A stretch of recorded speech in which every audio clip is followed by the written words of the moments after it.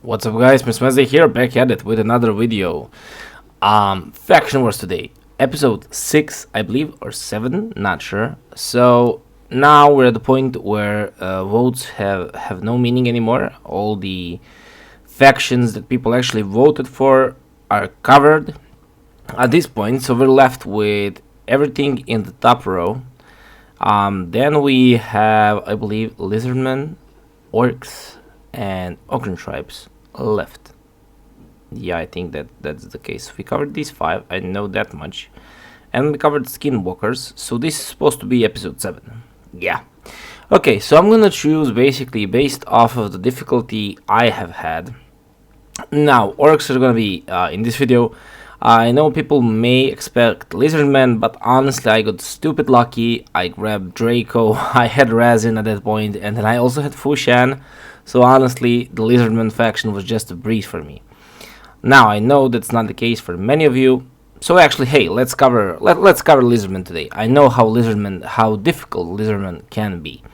So before we get into the boss mechanics and everything else, I do want to shout out the champions you can actually use here that are not even rare. So we have Soros here. Now Soros is gonna be an AoE A1 champion, and then also AoE basic on A2 with the heal reduction. Now the heal reduction is, well, more or less like not really important here, not gonna lie. But hey, perfect candidate for a stun set. Now he isn't like crazily fast, so you will need basically a way to either heal him or well, revive him, honestly. Now I'm saying heal him because he will be in a stun set. There's no point in bringing him for basically anything else. So if you're bringing him in a stun set, the best you can do is actually go with Immortal. Now that's not gonna be really viable unless like your gear is stupidly OP, because his speed is very low, so you'll most likely go with a speed set to actually make him at least a little bit faster. And then there's gonna be a point to be made, well, where you actually do need to heal him from another champion. Now let's see, are there any good healers here? And that's where we get into the next problem, and the fact is there's just not a lot of like really great healers in this faction, especially not in the rares.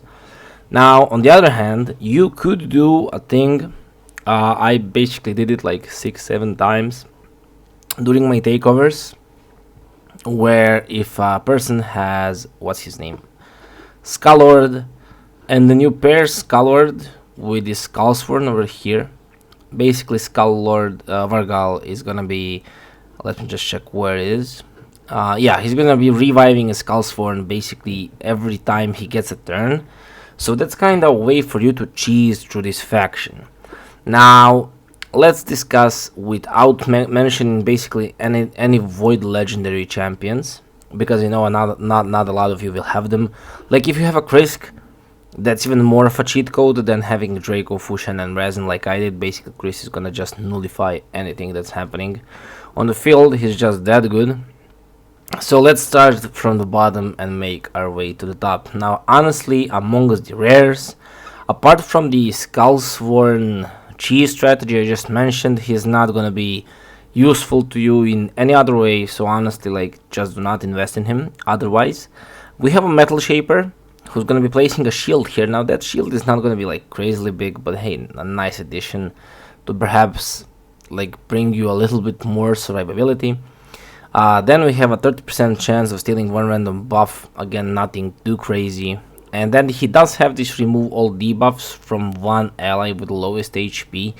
So sadly you cannot even choose who you're gonna be basically removing the debuffs from. So I mean he's a rare, so honestly like a good skill on a rare champion. He does also do a heal, so I mean like there's a case to be made about possibly using him. Now the best rare we have here is definitely gonna be Haruspex. 5 turn cooldown revive on one ally. Now that's not ideal, but hey, that's the best we have when it comes to rares. Also this turn meter fill and increase speed on everybody. 3 turn cooldown, basically almost like an apothecary type of skill. And then a 15% chance books up to what, 25-35% to place small poison, so just not ideal. Not a bad champion, honestly. Higher specs can be very viable here. I also used him in a bunch of my takeovers. Like, don't get me wrong, I did say Lizardmens can be rather difficult, but honestly, they are not crazily difficult. Like, you can do them. Do not like give up before even starting. You definitely can do it. Now I do wanna shout out really quickly one more champion. That's gonna be Basilisk here. He does only have 2 skills basically. Attacks one enemy, places stun. Attacks all enemies. Increase attack buff on this champion will be placed if the attack is critical. And then also here, revives on a 6 turn cooldown. When he gets, no, revives the champion to 30% HP when killed. And places block damage for 1 turn. Great. He is amazing. I did use him in at least, again, like 3, 4, 5. I don't honestly remember. Takeovers, he's very, very viable. Especially in a stun set, he's going to be stunning people all the time.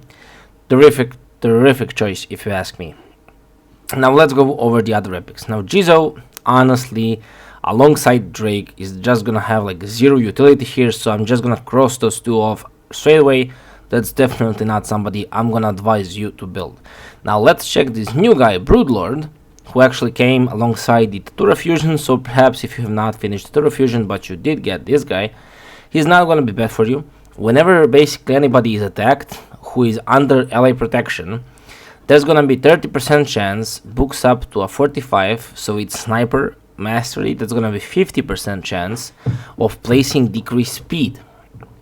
Then here he's going to AoE, and then there's a 40% chance, books up to a 50, or 75%, books up to a 85%, to place stun for 1 turn. Amazing skill. Great skill if you ask me. 3 turn cooldown. He is an epic, so honestly like 50 or well 85% depending on what we're looking at is fine for an epic. Like, he's not legendary, it's okay. Then we have basically the other protection over here alongside block debuffs, and then also a shield which he places on himself, so he's gonna provide some survivability. And then also a chance to provoke over here. Each hit has a 30% chance of placing provoke for 1 turn if the target is under a decreased the speed debuff, which again is placed from his passive.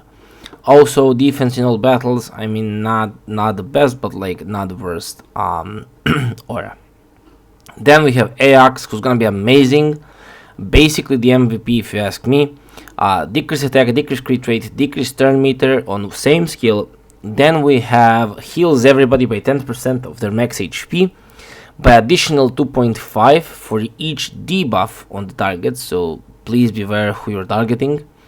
And then also a chance to place 2 poisons over here. He's also amazing in the clan boss as well. So honestly, Ajax is definitely one of my favorite epics in this faction. Then we have the bottom row over here. Let's go over Venomage and J-Reg first. So Venomage is semi-new to the game. He's not as old as J-Reg. So let's see. Decrease defense, decrease attack, 75% chance, books up to 100 for basically 2 turns. Now I do want to mention that decrease attack is going to be placed only on people who have poisons on themselves. Now that's not that bad. Yeah, over here he attacks everybody, 75% chance of placing 100% heal reduction, again nothing crazy, but also has a 75% chance of placing 2 poisons for 2 turns on everyone. Books up to 100%, so if you use this first and then perhaps speed tune him in a way, I believe it's 232 speed, he's going to be taking double turns for each turn the opponents take. So he's going to be able to place poisons, heal reduction, then come back and place decrease defense, decrease attack. Also attacks 1 enemy 2 times over here, decreases the max HP by 75% of the damage inflicted. Each hit has a 35% chance of activating up to 2 poison debuffs on target. And also enemies under heal reduction inflict 15% less damage. So honestly, if you have Venomage, amazing champion for faction wars. Then we have J-Reg, who's basically the top tier support champion over here. He's gonna be placing continuous heal for one turn whenever anybody loses 20% of their max HP. There's no cooldown on that, it's just gonna happen endlessly. Also ally protection will increase the defense over there, and then a single target decrease attack over here. Honestly, again, a really good choice. Broadmoor is actually gonna be MVP of this faction if you ask me. He was, at least for me, because of this skill over here. Revives 2 random allies, books down to 4 turns with 25% HP. Also alongside that places block damage on them for 1 turn. Amazing skill. Scatix is also gonna be crazily good. Single target decrease speed, so hey, very nice chance to actually also like pair Scatix with Broodlord for the decrease speeding. Then we have attacks everyone, steals 1 random buff, very nice. Places block debuffs and shield over here alongside a cleanse. Places block damage on him for 1 turn whenever his HP drops below 30%. Amazing champion. If you have him, you should definitely use him. Quartergun, again, a top tier support champion over here. Heals everybody by 15%. Places shield for 50% of their max HP for 2 turns. Great thing.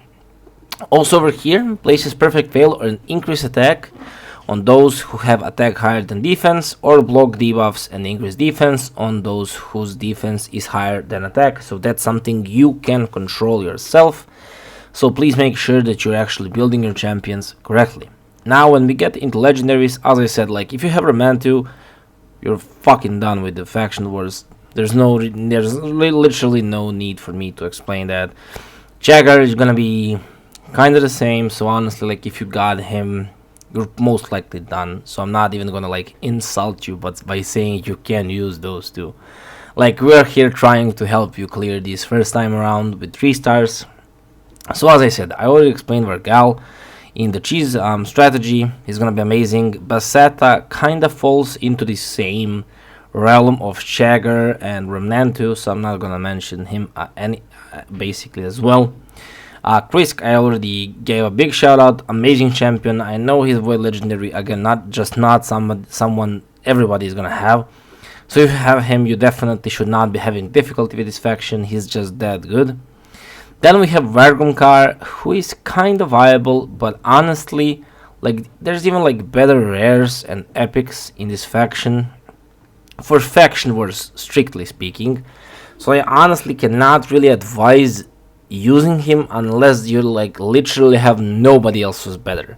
Now Razin is gonna be a fusion and Broadmoor is a fusion, so you should definitely be able to have those two.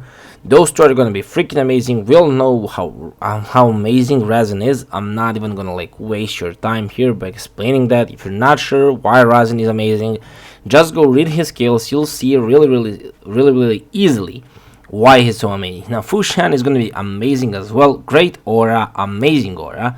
Top tier if you ask me for stuff like clan boss, even dungeons. There's speed runs with him for like Fire Knight, etc. Can solo some things as well. So honestly, if you got him and you're like not sure if you should use him, build him, whatever, he is freaking crazily good.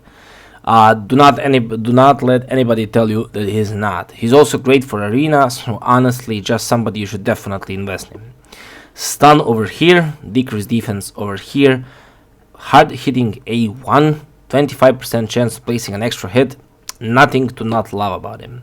Draco, again, just somebody everybody knows how amazing he is. Not even gonna mention that.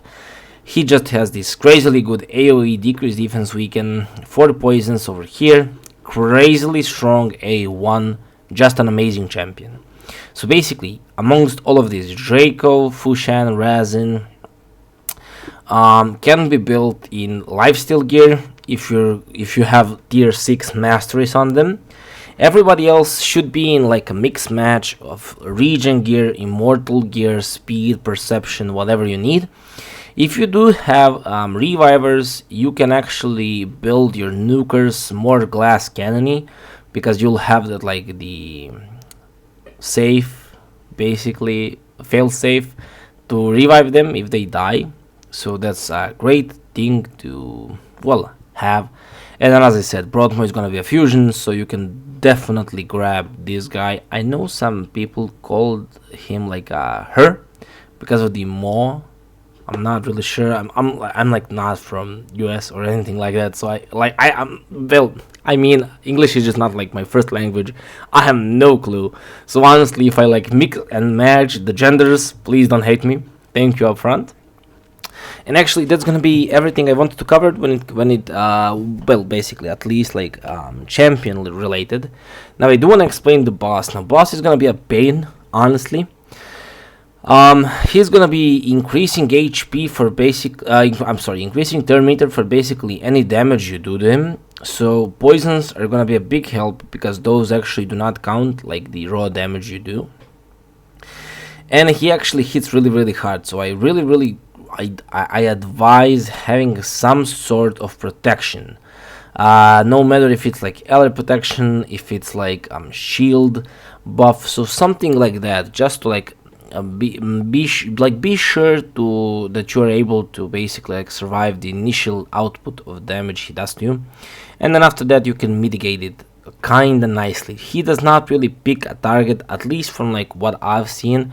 There's no like correct order in which he's gonna be taking shots at your champions. He's just gonna be doing that randomly.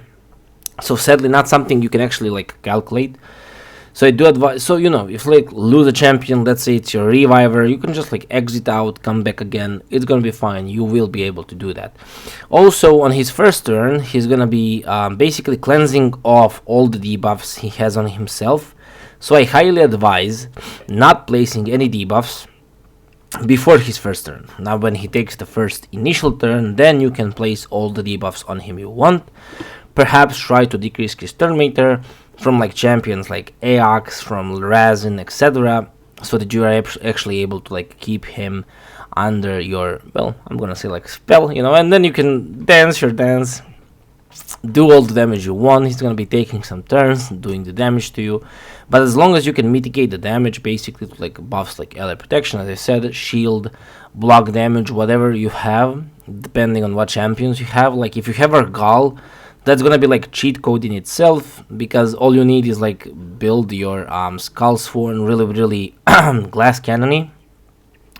Boss is gonna just go after your Skull Sworn, Vargal is gonna keep reviving him, and you'll be good to go. If, again, like in all my other videos, if you have any questions, like literally any, like you're not sure what champions to use, how to gear them, you maybe have like 6-7 good champions, you're not sure like which 5 should be like your ideal team, hey, comments below, my Discord server, description of the video, come there, ask me here on YouTube, ask me wherever you want. Like, hey, if you know my email address, you can email me. That's a joke, please don't do that. Thank you. So yeah, basically just ask any questions you have. I'll be very glad to answer them and help you out. I hope this video was helpful. Much love, and until the next one, Mr. Wednesday, signing out.